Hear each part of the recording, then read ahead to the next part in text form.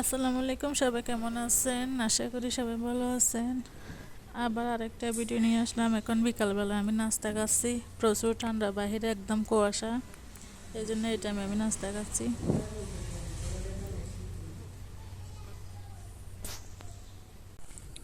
এরপরে এত রাতে একটা বড়ই আচার ছিল, চাটনি আর কি, দোকানে বিক্রি করেছে সেরকম একটা খাইতেছি দাঁড়িয়ে দাঁড়িয়ে, ব্যালকনিতে দাঁড়িয়ে দাঁড়িয়ে।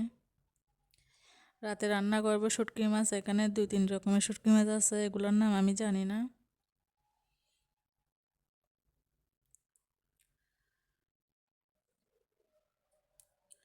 এগুলা দিয়ে বেগুন দিয়ে, আলু দিয়ে, একটা মূলা দিয়ে রান্না করব, টমেটো দিয়ে, কাঁচামরিচ দিয়ে রান্না করব।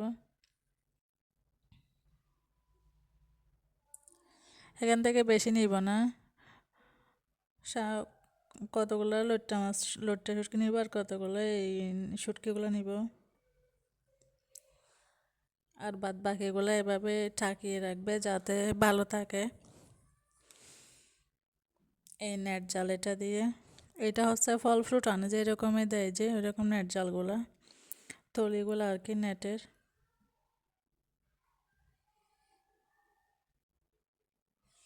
এভাবে সুন্দর করে চুলার উপরে এমনি কোনো একটা শিক ইয়া দিয়ে রেখে দিবে, তাইলে ভালো থাকবে।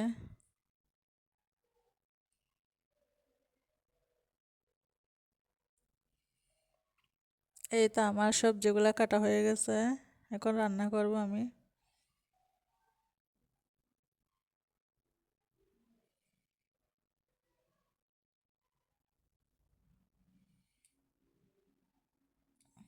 আগে শুটকি মাছগুলো গরম পানি দিয়ে ভালোভাবে ধুয়ে ফেলবো, তারপর রান্না করব।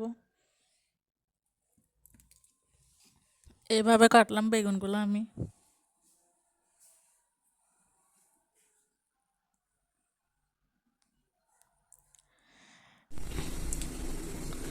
এই তো আমার শুটকি তরকারি,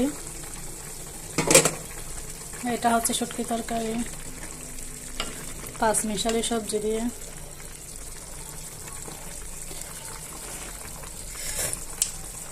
এই তরকারির মধ্যে, শীতকালের মধ্যে সবচাইতে জরুরি যেটা, যেটা ছাড়া তরকারিকে তরকারি মনে হয় না, তরকারির পূর্ণতা পায় না, সেটা হচ্ছে এটা। এই তো এখন দেখবেন কত সুন্দর লাগতেছে। এটা না দিলে তরকারির পূর্ণতা পায় না, ভালোবাসার পূর্ণতা যেটা বলে, এটা হচ্ছে তরকারির পূর্ণতা। টমেটো আর এটা শীতের সময়।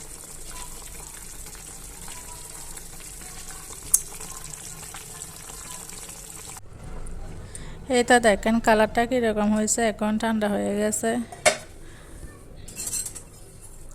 অনেক সুন্দর লাগতেছে। এছাড়া আবার বেগুন ভর্তাও আছে।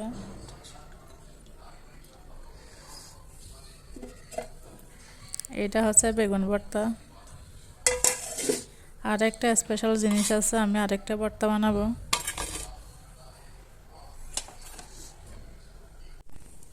এইখানে 5 রকমের শাক, এটা হচ্ছে শাক, এখানে 5 মিশালি শাক আছে। এই শাকগুলো রান্না করব, আজকে করব না, তারপরে এগুলো শাকের মেলা আজকে। এটাই হচ্ছে স্পেশাল ভর্তা, টমেটো ভর্তা। দেখেন কালারটা কীরকম লাগতেছে, দেখে খেতে ইচ্ছা করতেছে।